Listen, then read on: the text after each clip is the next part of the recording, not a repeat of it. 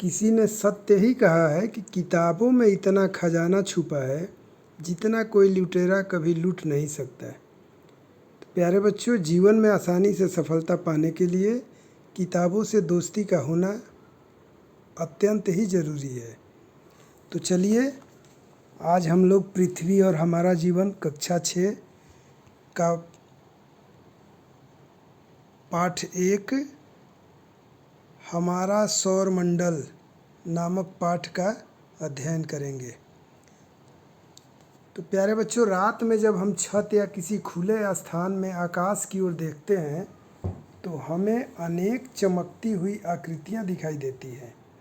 इनमें चंद्रमा एवं तारे शामिल होते हैं। नगरों के तेज प्रकाश एवं प्रदूषण युक्त आसमान से दूर जाने पर ये आकृतियां अपेक्षाकृत अधिक स्पष्ट दिखाई देती है। आपने सोचा होगा कि ये सब क्या है, इन्हें क्या कहते हैं। पृथ्वी से आकाश में दिखाई देने वाली ये सभी आकृतियां आकाशीय पिंड या खगोलीय पिंड कहलाते हैं। इनमें सूर्य, चंद्रमा, तारे आदि सभी शामिल है। तो आइए विचार करें कि चंद्रमा युक्त रातों में तारे एवं अन्य आकाशीय पिंड कम स्पष्ट क्यों दिखाई देते हैं। सूर्य के अतिरिक्त अन्य आकाशीय पिंड दिन में क्यों नहीं दिखाई देते। कभी कभी प्रातः या शान्य काल में ही चंद्रमा हल्के रंग का क्यों दिखाई देता है। क्या इसका सूर्य अथवा चंद्रमा का तेज प्रकाश है। रात के आकाश में टिमटिमाते हुई आकृतियों में तारे और अन्य आकाशीय पिंड शामिल है। तारे गर्म गैस से बने गोले हैं। इनमें स्वयं द्वारा उत्पन्न प्रकाश एवं ऊष्मा होती है। हमारे आकाश में अरबों तारे हैं। बहुत से तारे हमारे इतने ज़्यादा दूर हैं कि उन्हें हम बिना शक्तिशाली दूरदर्शी टेलीस्कोप के नहीं देख सकते हैं। हमारा सूर्य भी एक तारा है जो पृथ्वी के सबसे निकट है।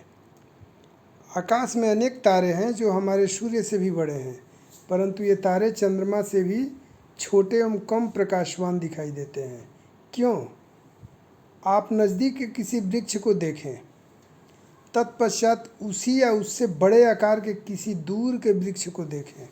देखने के बाद तुलना करें तो हमें क्या पता चलता है कि दूर का वृक्ष समान या बड़े आकार के होने पर भी हमसे दूरी के कारण छोटा दिखाई देता है। इसी प्रकार ऊंचे उड़ते हवाई जहाज एवं पक्षियों के छोटे दिखने पर भी आप विचार करें कि ऐसा क्यों होता है। तो उसी प्रकार रात्रि के समय आकाश में हमें तारे के समूह द्वारा बनाई गई विभिन्न आकृतियाँ दिखाई देती है। इन्हें नक्षत्र मंडल कहते हैं। खगोलविदों के अनुसार आकाश में कुल 88 नक्षत्र मंडल है।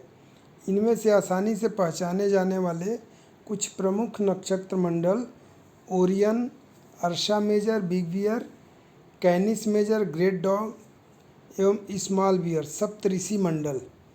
तो ये जो हमें अभी ये चित्र में जो दिखाई देता है, ये हमारे सप्तऋषि मंडल का ही ये चित्र है जो हमें दिखाई दे रहा है।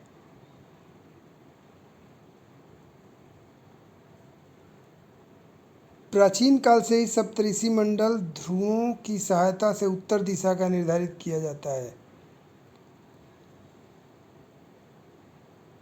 सौरमंडल, सोलर सिस्टम।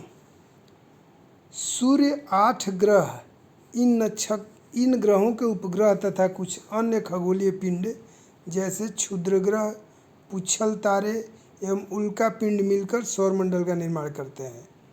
इसे हम सौर परिवार भी कहते हैं क्योंकि सौर परिवार का मुखिया सूर्य होता है। यह हमारे सौरमंडल के केंद्र में स्थित है और सूर्य के गुरुत्वाकर्षण बल खिंचाव के प्रभाव के कारण सौरमंडल के अन्य सभी सदस्य सूर्य के चारों ओर परिक्रमा करते रहते हैं।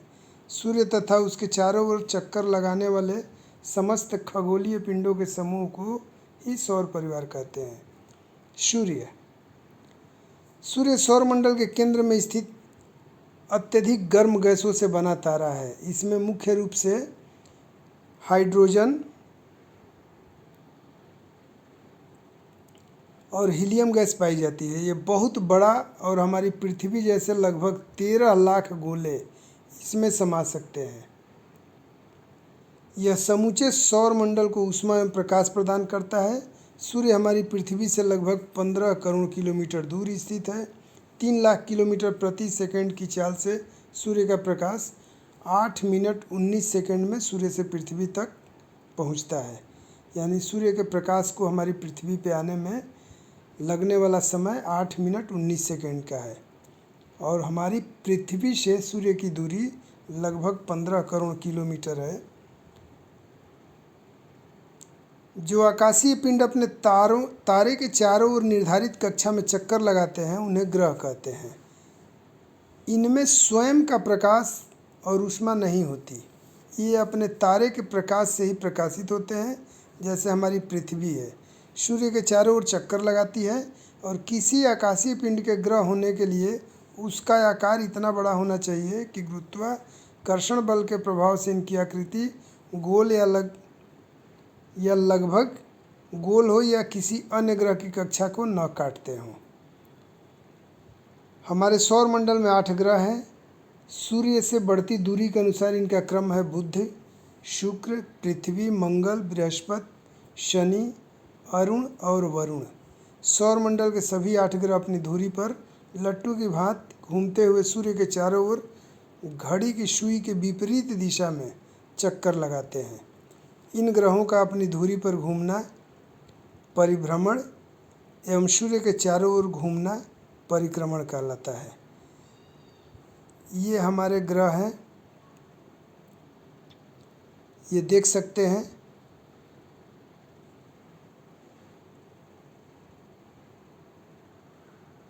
ये सूर्य और इसके चक्कर लगा रहे हैं हमारे सभी ग्रह। ये जो हमारा नीला ग्रह दिखाई दे रहा है ये पृथ्वी है। सूर्य से क्रमवार तीसरे नंबर पे स्थित है। सूर्य के सबसे करीब बुध है, उसके बाद शुक्र है, उसके बाद हमारी पृथ्वी आती है।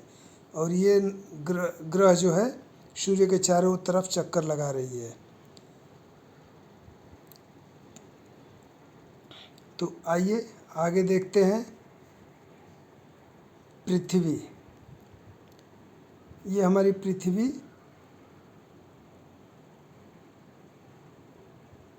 जो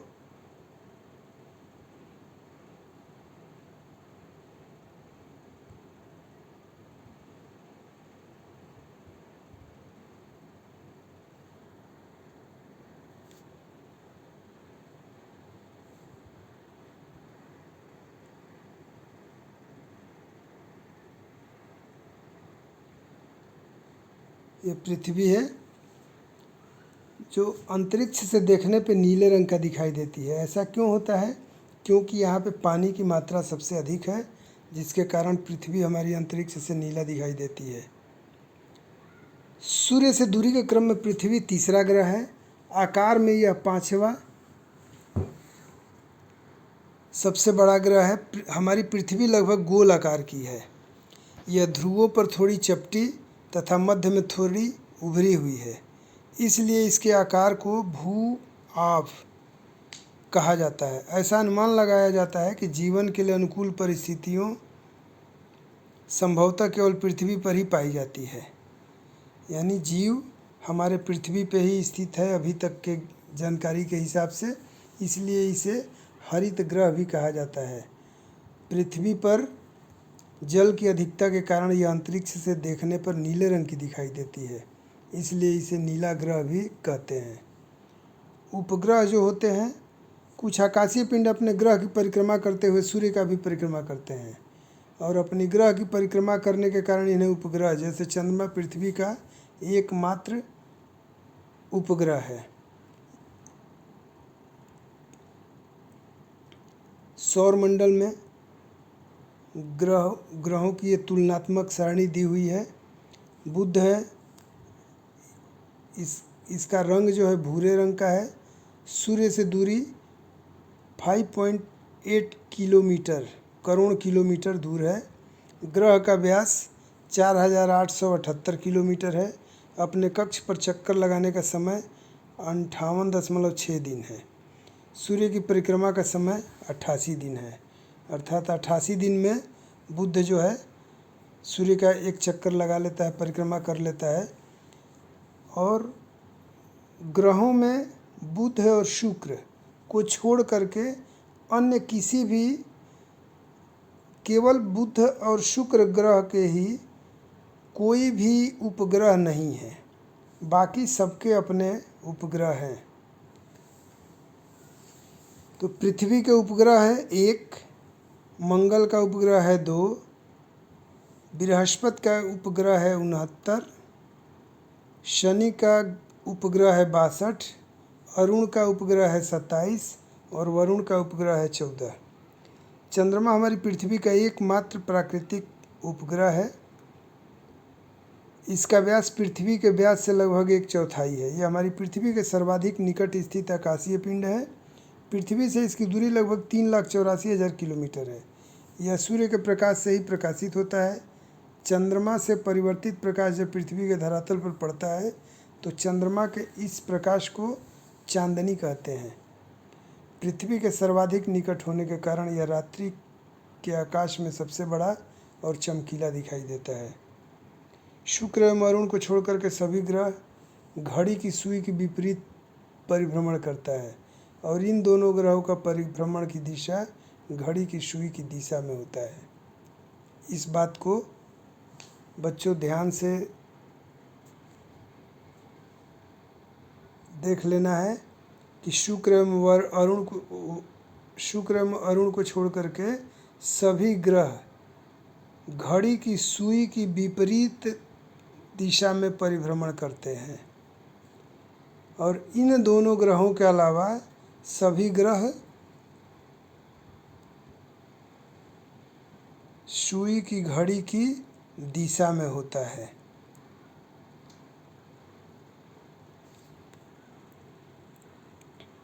क्षुद्र ग्रह मंगल एवं बृहस्पति की कक्षाओं के बीच असंख्य छोटे छोटे पिंड पाए जाते हैं। ये भी सूर्य की परिक्रमा करते हैं, इन्हें ही क्षुद्र ग्रह कहते हैं। खगोलविदों के अनुसार क्षुद्र ग्रह ग्रहों के टुकड़े हैं जो करोड़ों वर्ष पहले विस्फोट से बिखर गए थे। उल्कापिंड व उल्काश्म धूल व गैसों से निर्मित छोटे छोटे पिंड अंतरिक्ष में घूमते रहते हैं। जब ये पिंड घूमते घूमते पृथ्वी के वायुमंडल में प्रवेश करते हैं तो घर्षण के कारण ये जलने लगता है और तेज़ी से पृथ्वी की ओर बढ़ते हैं। इसे ही टूटता हुआ तारा भी कहते हैं। प्रायः यह छोटे छोटे पिंड वायुमंडल में ही जलकर नष्ट हो जाता है, जिन्हें उल्काश्म कहा जाता है। और कभी कभी यह पिंड पूर्ण रूप से जलकर नष्ट नहीं हो पाते तथा इनका कुछ अवशिष्ट भाग पृथ्वी की धरातल पर पहुंच जाता है। इसी अवशिष्ट पिंड को उल्का पिंड कहा जाता है। पुच्छल तारे पुच्छल तारे अथवा धूमकेतु चट्टानों, बर्फ, धूल और गैसों के आकाशीय पिंड होते हैं। अक्सर ये आकाशीय पिंड अपनी कक्षा में घूमते हुए सूर्य के पास आ जाते हैं और सूर्य के ताप के कारण इनकी गैस, धूल और बर्फ वाष्प में बदल जाता है। यही वाष्प मुख्य पिंड से एक लंबी सी चमकीली पूंछ के रूप में बाहर निकल जाती है और गुरुत्वाकर्षण के कारण इन तारे का सिर सूर्य की तरफ तथा पूंछ हमेशा ही बाहर की तरफ होता है, जो हमें चमकती हुई दिखाई देता है। इतने सारे ग्रह, उपग्रह और क्षुद्र ग्रह एक ही सूर्य के चारों ओर निरंतर चक्कर लगा रहे हैं, फिर भी कभी आपस में टकराते नहीं हैं। ऐसा कैसे संभव होगा? यही सोच रहे हैं ना शायद आप। तो चलो बच्चों, बाहर हम लोग चल करके एक इसका अध्ययन करते हैं।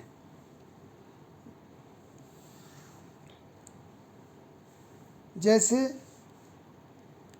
श्याम हमारा सूरज बन करके बीच में खड़ा हो जाएगा और सौरमंडल के चित्र में दिखाए गए विभिन्न ग्रहों के दीर्घवृत्ताकार मार्ग जैसे यहाँ पे दिया हुआ है, ये जितने भी दिखाई दे रहे हैं ग्रह,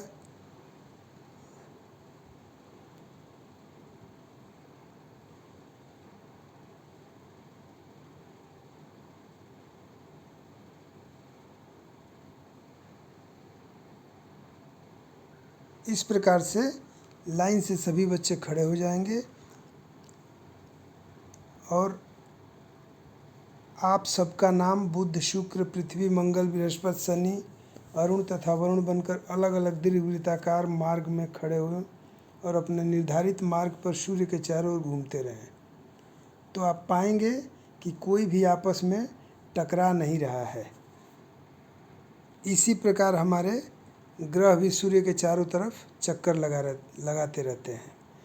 कुइपर मेखला यह वरुण के पार सौर मंडल के आखिरी सिरे पर एक तस्तरी के आकार की विशाल पट्टी है। इसमें असंख्य खगोलीय पिंड उपस्थित है, जिनमें कई बर्फ से बने हैं। धूमकेतु इसी के क्षेत्र से आते हैं। खगोलविदों का अनुमान है कि यहाँ ग्रह जैसे कई बड़े आकाशीय पिंड भी हो सकते हैं। प्लूटो भी इसी मेखला में स्थित है। हमारे सौर मंडल में अगस्त 2006 के पहले 9 ग्रह माने जाते थे। प्लूटो 9वां ग्रह था। यह वरुण की कक्षा का अतिक्रमण करता था, अतः 24 अगस्त 2006 को अंतर्राष्ट्रीय खगोलीय संघ ने यम को ग्रह की श्रेणी से हटा दिया। ब्रह्मांड तारों से भरे खुले आकाश में एक ओर से दूसरी ओर तक फैली चौड़ी सफ़ेद पट्टी की तरह चमकदार पथ को देखा है। यह करोड़ों तारों का समूह है। इस पट्टी को आकाश गंगा गैलेक्सी कहते हैं। हमारी आकाश गंगा का नाम मंदाकिनी है। इसे भी आप सभी लोग याद रखना। हमारी आकाश गंगा का नाम मंदाकिनी है। जो भाग पृथ्वी से दिखाई देता है उसे मिल्की वे कहते हैं और इसका आकार सर्पिलाकार तस्तरी के अनुसार सर्पिलाकार तस्तरी जैसा है। इसमें लगभग 1 अरब तारे हैं। हमारे सौर मंडल इसी आकाश गंगा का एक भाग है। इस प्रकार की करोड़ों आकाश गंगाएं मिलकर हमारे ब्रह्मांड का निर्माण करती है।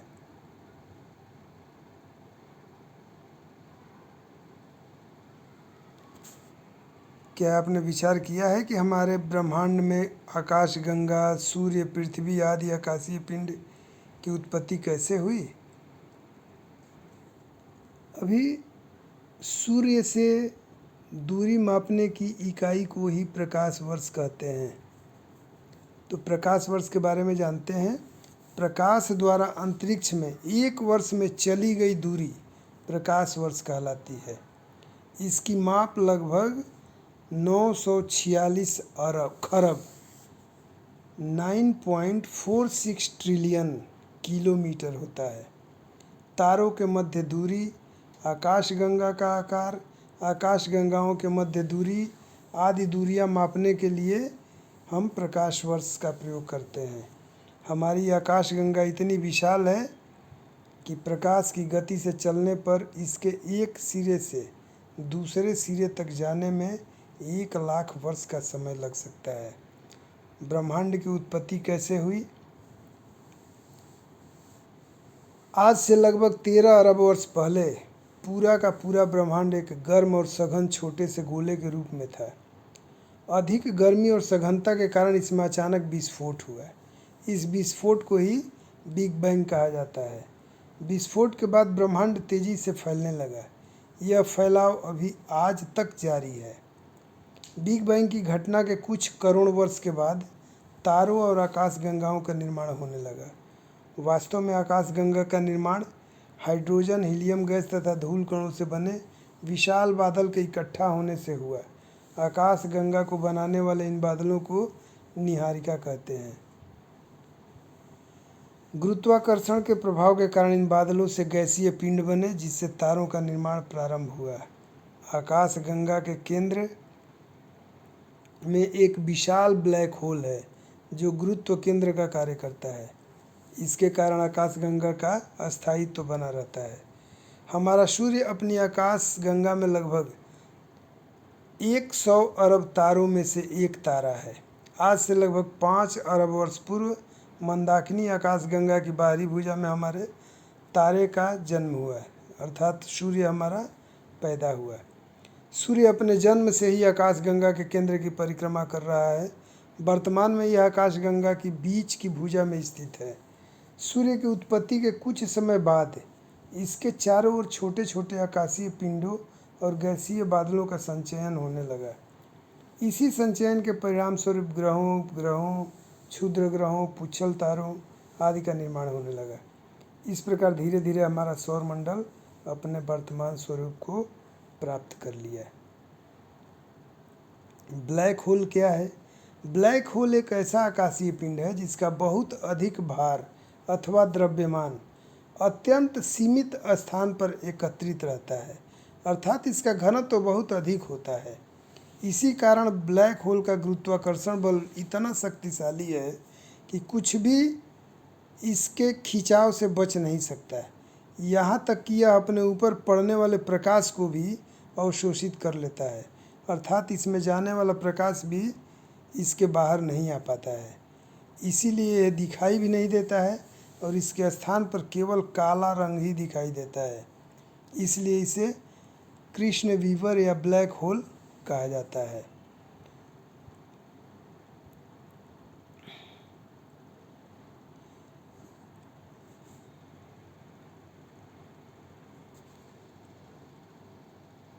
ये हमारा ब्रह्मांड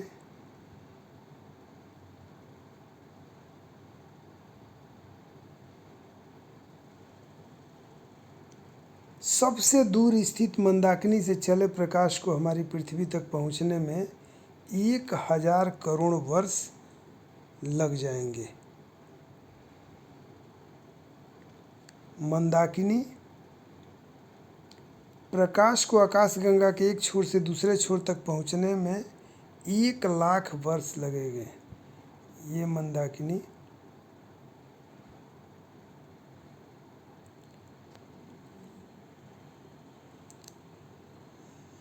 प्रकाश को आकाशगंगा के एक छोर से दूसरे छोर तक पहुंचने में 1,00,000 वर्ष लगेंगे। प्रकाश 3,00,000 किलोमीटर प्रति सेकंड की गति से चलता है, फिर भी सौरमंडल पार करने में उसे 24 घंटा लगता है। अब इसके स्पीड को इसी से आइडिया लगा सकते हैं कि कितना तेज प्रकाश की गति है। कुछ शब्दावली है। अंतरिक्ष विभिन्न आकाशीय पिंडों के बीच वायु रहित रिक्त स्थान को ही अंतरिक्ष कहते हैं। ब्रह्मांड असीम विशाल अंतरिक्ष जिसमें करोड़ों आकाशगंगाएं हैं। उपग्रह वह है आकाशीय पिंड जो ग्रह की परिक्रमा करते हुए सूर्य की परिक्रमा पूरा करता है। खगोलविद वो वैज्ञानिक जो ब्रह्मांड के विषय में जानकारी प्राप्त करते हैं। तो बच्चों, इस हमारे सौरमंडल पाठ का अध्ययन किए और इसके ये जो प्रश्न हैं इन सब के उत्तर अगले भाग में लिखवाया जाएगा। बहुत बहुत धन्यवाद।